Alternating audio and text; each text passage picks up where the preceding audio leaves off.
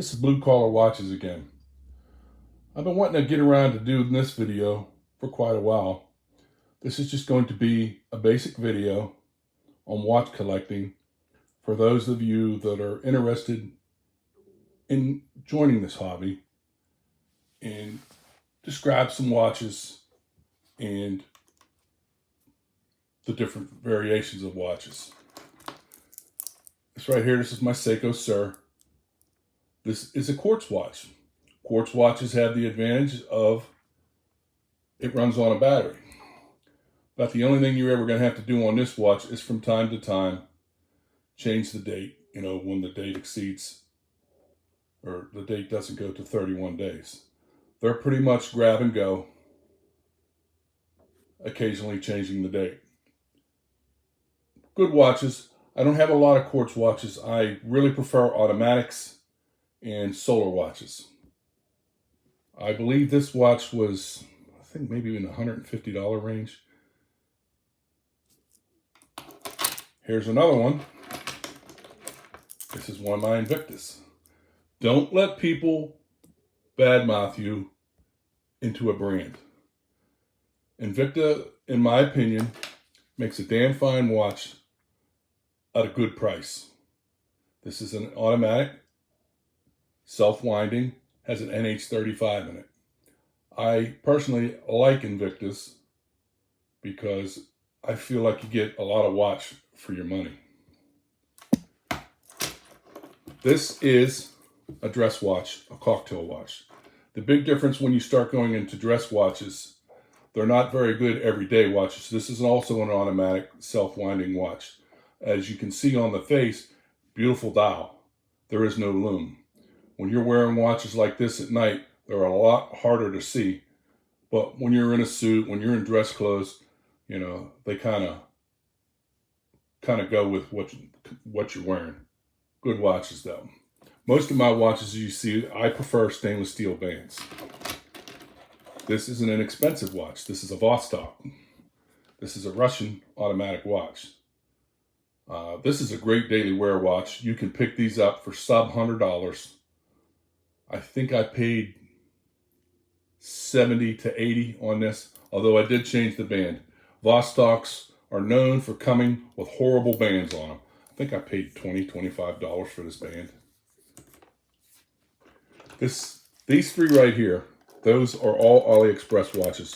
For those of you that are apprehensive about buying a watch off AliExpress, I've really only had one bad experience with AliExpress, and that was with a Pagani design watch. It arrived damaged. And in that instance, the seller, I left a bad review. I left him a 1-star review, and he told me he would refund my money if I removed the review. Well, once you put a review on AliExpress, it's there forever. So he actually has taken down his store. He probably restarted it under another name, but I was pissed because I got a damaged watch. This is a Hemdollar. This is a Tactical Frog. It's another automatic watch, NH35 in it, sapphire crystal. That's another thing I want to touch on.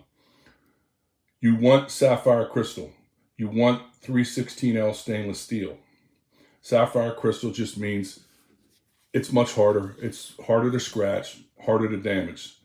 This watch was sub $100. I believe this was in the $70 price range. It was a sale.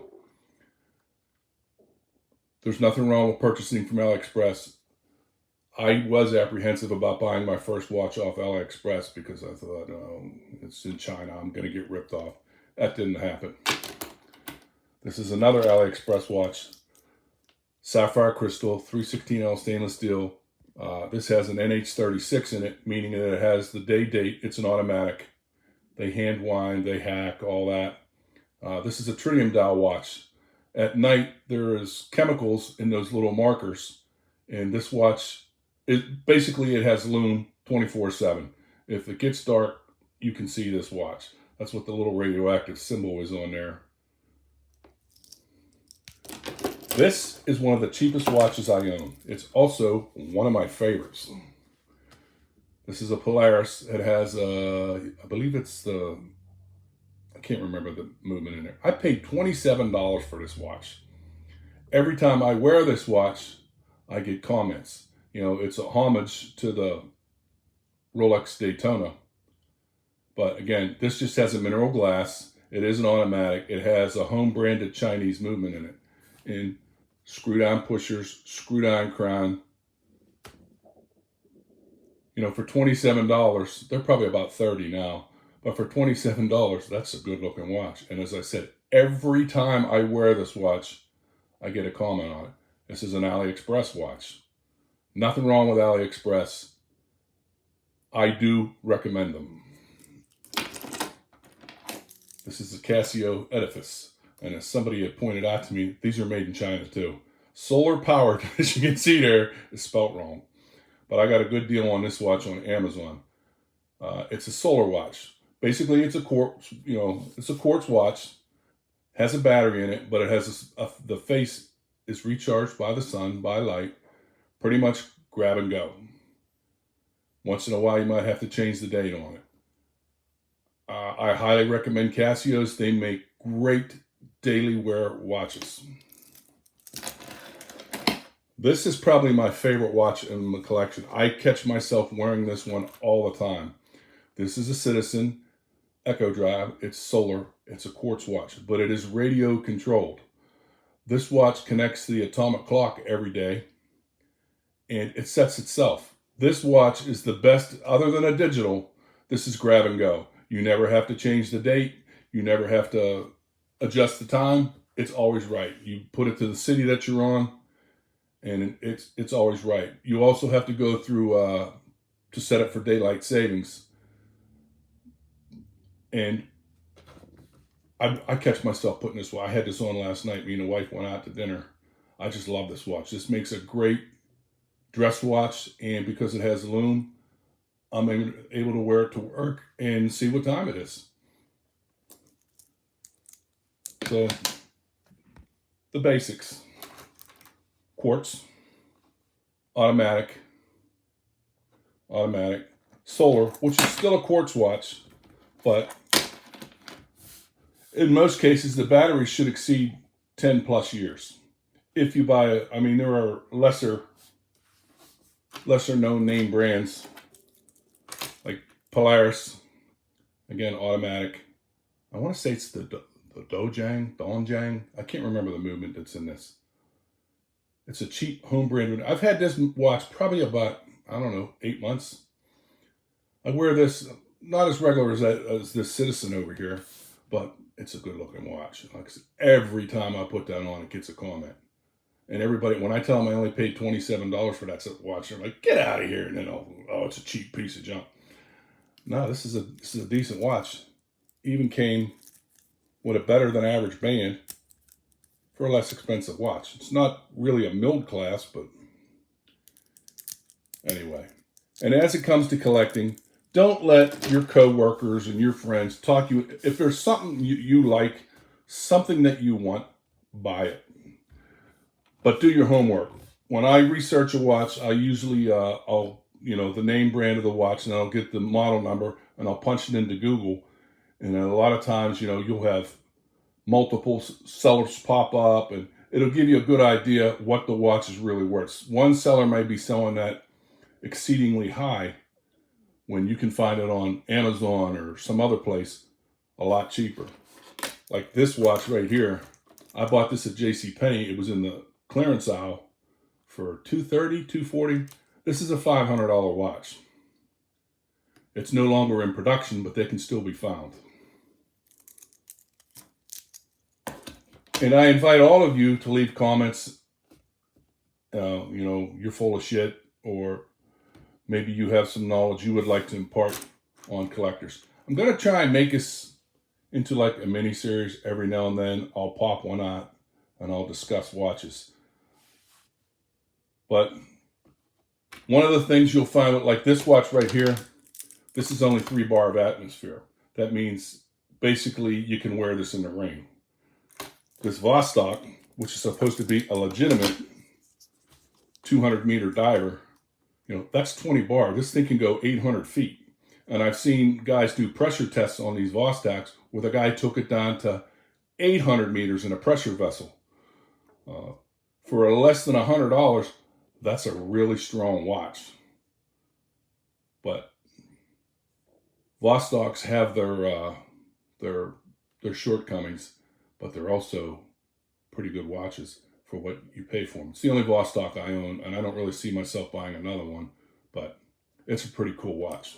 The Seiko Presage, they make very nice dress watches. Not super expensive. The last time I looked this watch up, this watch is now going for $400 something. I paid $3 something for it. I've had it a little while. And as you can see, it has a bigger crown on it. And the thing that aggravates me about this Seiko is it has a mineral crystal. When you're spending that kind of money on a watch, it should have sapphire. It should have a stronger crystal. The band is okay. But again, at the price point, I think it should have a slightly better band and sapphire crystal. But I still like this watch. This watch looks really good when you're dressed up. Invictus, they make some crazy watches. They even make a SpongeBob watch. But if you shop around and you look, like this is simply a pro diver. I don't think I've ever did a review on this or review on this. This is simply a pro diver. I think I paid like $55 for this off Amazon. I found it on sale. Good watches, but you gotta look. This is only like 40 millimeters in diameter. This is not an insanely huge watch. Invicta does make some crazy, insanely huge watches, and they make some stuff that's absolutely ugly, but they also make some decent watches. I like all Seikos. I don't think I've seen a Seiko that I really don't like. They're going to hold their value. AliExpress watches. Do your homework. Again, take the brand name and the model number when you find it on there. Punch it into Google. Because there'll be multiple sellers of these watches on AliExpress. One seller may be selling us, say, for $75, and then another seller selling us for $95, $105. Always search them in Google, and it'll always come up as to prices and sellers. Okay, I don't want to jam too much into this video. It's already up to 12 minutes. I'll probably do some more. I might turn this into a little mini-series depending on how this video does. But I hope I imparted a little bit of knowledge on people that want to collect.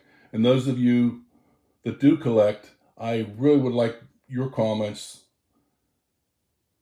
your suggestions. Let's get the watch community, the collecting horology. Let's get it rocking. Let's get people collecting. Let's expand this. All right, that's it for now.